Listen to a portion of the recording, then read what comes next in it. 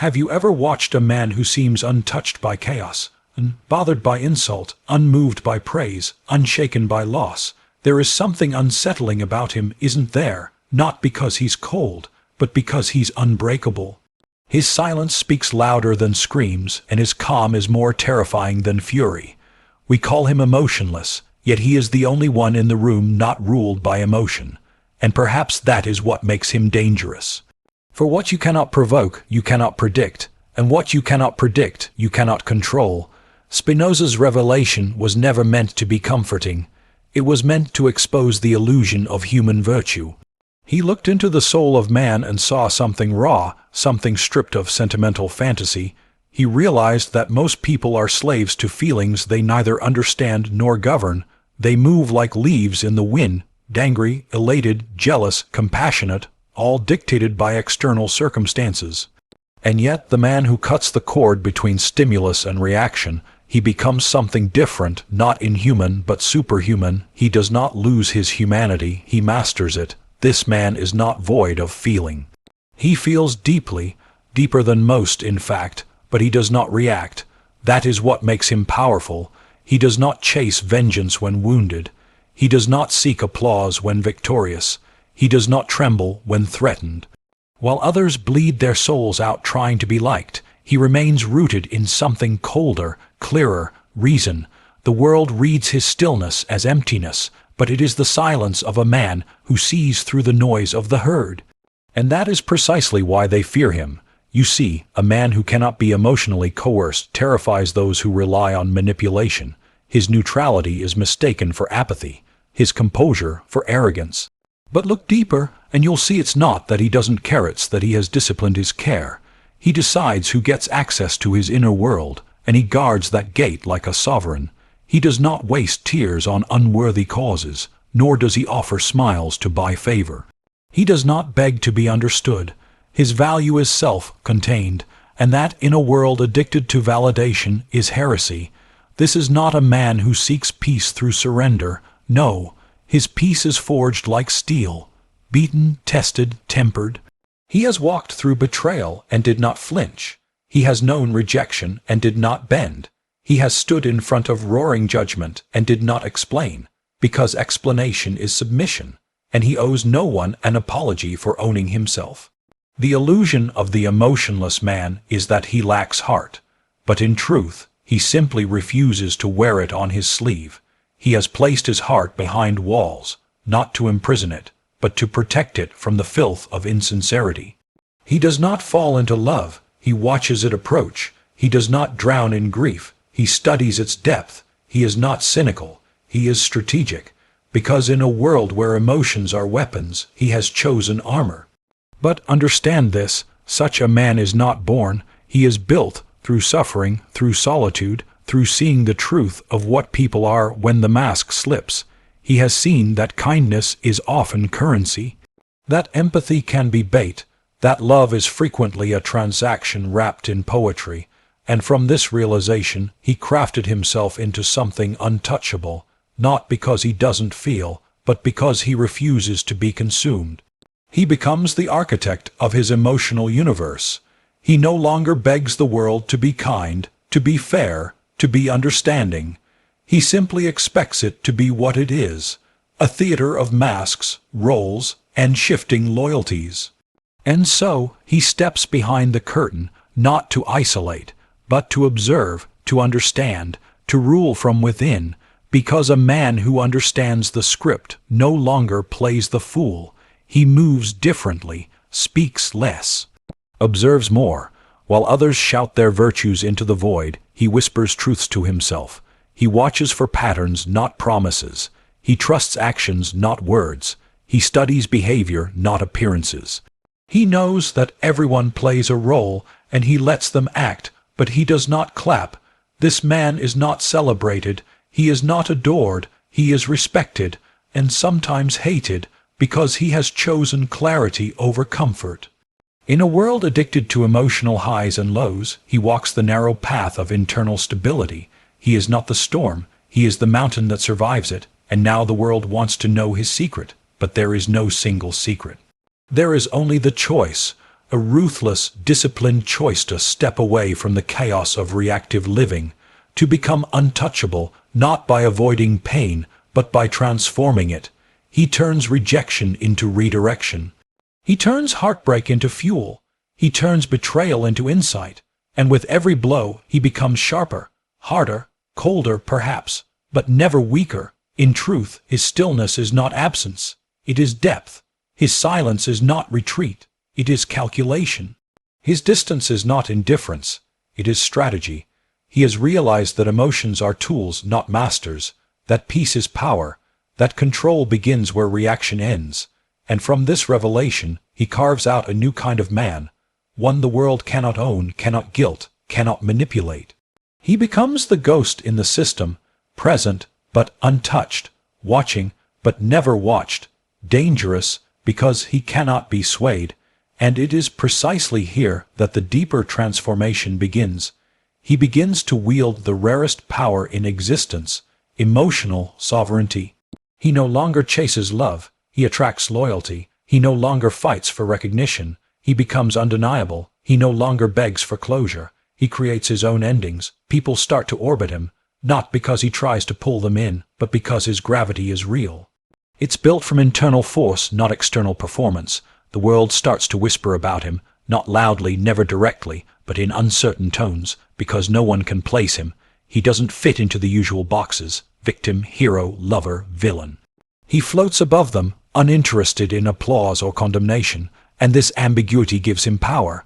He's not a character in someone else's narrative. He is the author, the editor, and the final judge of what enters his reality. His power isn't loud, it's quiet and terrifying, because it makes others question their own lack of control. It forces people to confront the truth that they are slaves to feelings, habits, and illusions. And in his presence they feel exposed, not because he judges them, but because his existence proves what's possible when a man stops being a puppet to emotion and becomes its master instead. He does not seek revenge, he seeks advantage. He does not argue, he watches others unravel. He does not explain, because he knows the ones who demand explanations are never interested in truth, only leverage, so he denies them that leverage with silence. With stillness, with complete, unwavering presence. This is not Stoicism for show. It is not detachment to appear powerful. It is something deeper. It is a man who has descended into his own shadows, seen the beast of his impulses, tamed them, and returned with the ability to choose. That is what makes him terrifying, not his strength, not his silence, but his choice to engage or not, to love or walk away, to speak or remain silent. No one can predict him because no one controls him, not even his own emotions. And this, ultimately, is the dark revelation Spinoza understood, that freedom is not found in indulgence, but in control, not in expression, but in restraint, not in surrendering to the tides of feeling, but in steering your ship through them. The emotionless man is not the absence of humanity. He is its final evolution, and now something even darker unfolds. Emotional detachment is not a deficiency. It is a strategic shield born from self, mastery, and deep understanding of human nature. It is not a symptom of numbness, but rather a response forged through relentless observation and repeated betrayal. The man who becomes emotionally detached is not broken. He is refined. He has reached a point where he no longer gives others the remote control to his inner world. While the world screams that emotions are to be felt loudly, expressed openly, and validated endlessly, he dares to disagree. He understands that the human mind is prone to deception when overwhelmed by emotion. Passion clouds logic, anger erodes strategy, love, when blind, leads men into traps set by the very people who claim to care. So instead of becoming a casualty of his own heart, he trains it like a soldier, disciplined, alert, and under command. Emotional detachment is not suppression, it is redirection. It is the ability to feel fully while choosing when, where, and how to express those feelings. The detached man is not heartless. He simply refuses to be ruled by the chaos of impulsive reaction. His calm is calculated, not accidental. Every silence he chooses is a message. Every pause is a weapon. He does not yell to be heard, he observes to be effective, and in that pause, in that quiet restraint, he gathers power that emotionally erratic individuals will never understand. They are busy reacting to the flames. He is studying the architecture of the fire, and this makes him immune. Immune to provocation, immune to manipulation, immune to the subtle games people play when they know your feelings can be turned against you. You see, the emotionally detached man has likely been through hell. He has loved too hard and lost too much. He has been betrayed by those he once protected. He has poured his heart into people who held it with dirty hands. And from that wreckage he made a decision, not to close himself off, but to open his eyes. He realized that emotions, when undisciplined, make you predictable. Predictable men are easy to manipulate. They lash out when provoked, bend when flattered, crumble when criticized. But the detached man has killed his need to be understood. He has stopped seeking comfort from people who weaponize his vulnerability. His detachment is not an absence of connection. It is the refusal to make connection a dependency. This strategic distance gives him clarity. It sharpens his mind and strengthens his presence. He becomes a mirror that reflects truth, not emotion. He does not chase pleasure or flee discomfort. He walks through both with equal steps, because he has seen what happens when men are ruled by impulse. They beg for attention, explode in rage, plead for love, drown in sorrow. And so, he rewires himself. He does not suppress pain. He studies it. He does not ignore joy. He tempers it. He becomes the architect of his emotional responses, never leaving them to chance or circumstance. The detached man does not isolate himself from others. He protects himself from the wrong others. His detachment allows him to choose wisely. He does not form attachments based on need, but on value. He does not bond over weakness, but over shared strength. And he understands that most people bond emotionally out of insecurity, not clarity. They form attachments to avoid loneliness, not because of deep compatibility. He refuses to play that game. His standards are not emotional, they are existential. He chooses people who do not demand access to his emotions as proof of connection, but who earn that access through consistency, respect, and alignment. This man is not admired by the emotional crowd.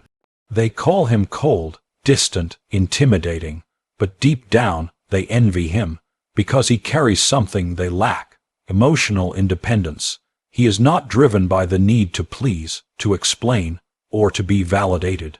He has accepted that most people misunderstand strength as coldness, but he does not exist to be understood. He exists to be sovereign. In a world drowning in emotional codependency, the detached man rises like an island of calm certainty. His detachment becomes his fortress, not to hide but to rule, not to escape emotion but to master it and bend it to his will. And in that mastery, he finds what most men only dream of: control over himself in a world designed to control him. The emotionless man is not devoid of feeling. He simply refuses to let feelings govern his destiny. His restraint is not a void. It is a carefully constructed discipline that grants him dominion over himself. While others confuse emotional expression with authenticity, he sees it for what it often is: emotional leakage driven by a lack of self-command. He does not suppress emotions because he's incapable of feeling. Quite the opposite. He feels so deeply, so intensely, that he learned early on the cost of letting those feelings dictate his actions. He has seen men lose everything, not because they were weak, but because they trusted their emotions to make decisions that required strategy. And so he chose the harder path, the quieter one, the one where every feeling is filtered through reason before it is allowed to escape him. His restraint is his weapon. It is the edge that keeps him calm when others collapse. This man does not react when others expect him to. He has broken the link between stimulus and response. When provoked, he observes. When insulted, he evaluates. When threatened, he calculates. This is not cowardice. It is control. He has trained himself to recognize that every emotional outburst, every unfiltered expression, can and will be used against him by a world that thrives on chaos. He understands that in every confrontation, in every relationship, in every negotiation, The one who controls his emotions has the advantage, and so he plays the long game. He knows that momentary satisfaction, shouting, defending, proving, is a trap. He's seen how many men win the moment only to lose the war. That will not be his story. He walks through life like a shadow in the storm, untouched by the noise that consumes others. He watches people get triggered, baited, emotionally hijacked. He does not mock them, he studies them because he understands human nature too well. He knows that most people are ruled by their emotional impulses: fear, pride, envy, lust, guilt. These emotions drive their behavior, dictate their decisions, and ultimately write the story of their downfall. But not him. He does not deny these emotions. He simply refuses to let them drive the wheel. He treats emotions like a fire, powerful when contained, destructive when let loose. In relationships, this man becomes a paradox. He is not emotionally dead. He's emotionally selective. He does not give himself away easily. He does not declare love under pressure or beg for affection in moments of weakness. He gives slowly, deliberately, in small, earned doses. Not to punish but to protect, because he understands that feelings can blind, and emotional investment without clarity is a liability. He has seen how love, when unexamined, becomes possession, how loyalty, when misplaced, turns into bondage. And he will not be bound, so he walks the narrow line between affection and freedom, never allowing one to consume the other. His restraint is often misunderstood. People accuse him of being cold, of being heartless. But what they really mean is, they can't read him, they can't control him, they can't provoke an emotional response they've grown used to exploiting in others, and that scares them, because we live in a world where emotion is currency. The more you give, the more you're praised, but he does not play that game. He has seen the price of emotional vulnerability in the hands of the wrong people, and he has vowed never to pay it again. He knows that restraint is not a weakness. It is the highest form of power. This emotional discipline extends beyond personal relationships. It shapes how he moves through the world. In business, he remains unshaken in the face of uncertainty. While others panic, he plans. In conflict, he listens more than he speaks. He understands that silence is not passive, it is strategic. Every delayed response, every measured word, every moment of stillness is a calculated move.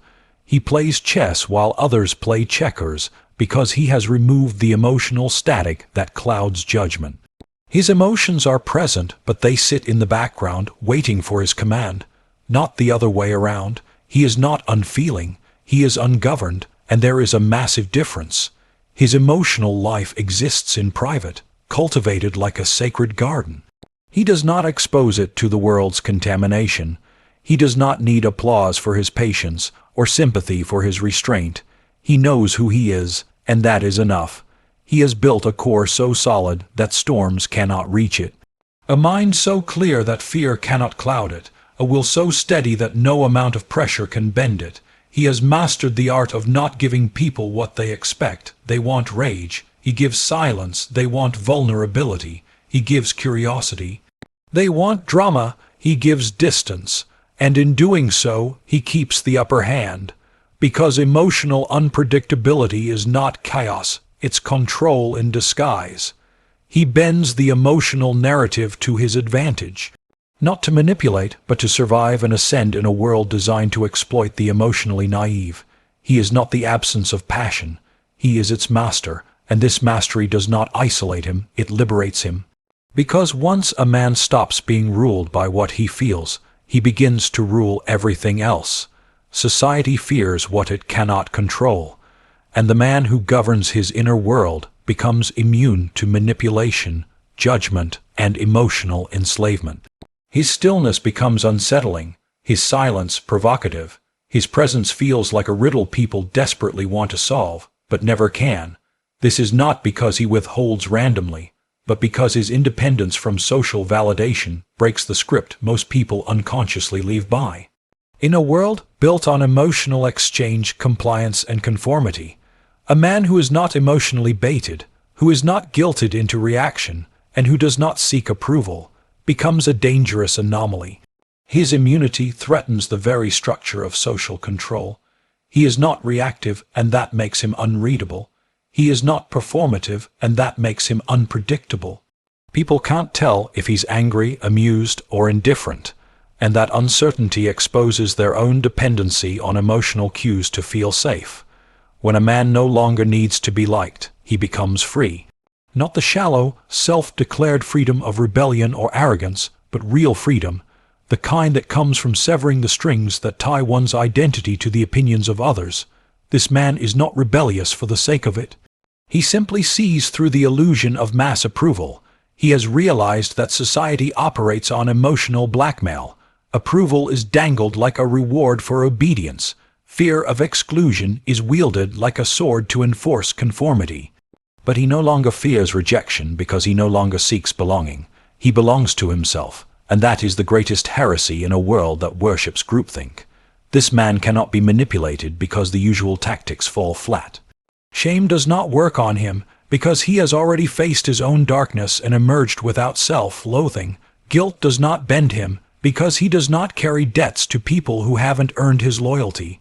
Flattery does not seduce him because his sense of worth isn't borrowed from compliments. Criticism does not break him because his self-assessment runs deeper than any public opinion. His emotional sovereignty renders him invulnerable to the carrot and stick dynamics that keep others in check.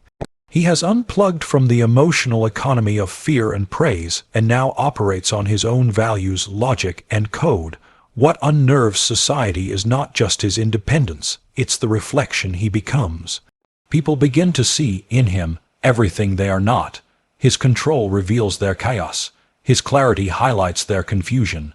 His restraint exposes their impulsiveness. And so, instead of learning from him, many resent him. They project onto him, accusing him of being arrogant, narcissistic, emotionless. But those are not judgments.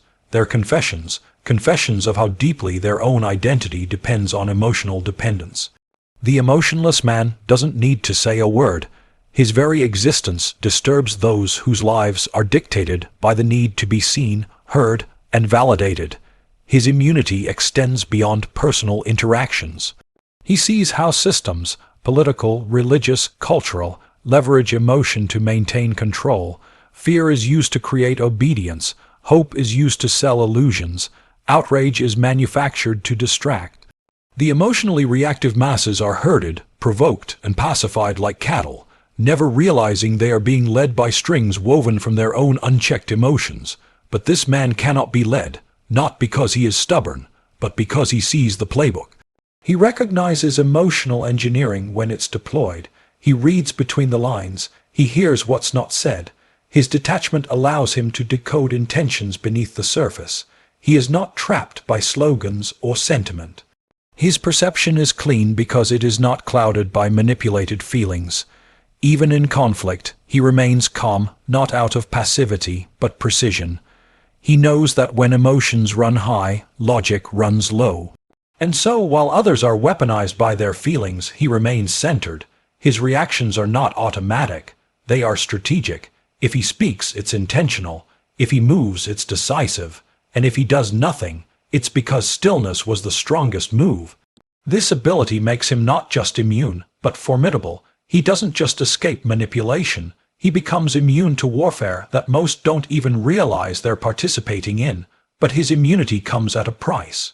He walks a lonelier path, not because he's unloving, but because real connection requires others to also be emotionally sovereign, and most aren't. So he filters who gets close. He guards his circle like a fortress. Not out of paranoia, but preservation, because he knows that the cost of allowing the wrong emotional energy into his space is too high. He's seen what happens when the emotionally undisciplined invade your peace. He knows that manipulation often comes disguised as love, guilt as concern, control as intimacy, and so his emotional control is not just for defense, it's for selection. He chooses who enters, not based on how they make him feel in the moment, but on the pattern of what they bring into his world over time. In a society addicted to external control, the man who governs himself becomes an anomaly, a threat, a mirror, and in that mirror the world sees the chains it has accepted, and begins, either in awe or in hatred, to realize that the one thing more dangerous than chaos is a man who cannot be touched by it.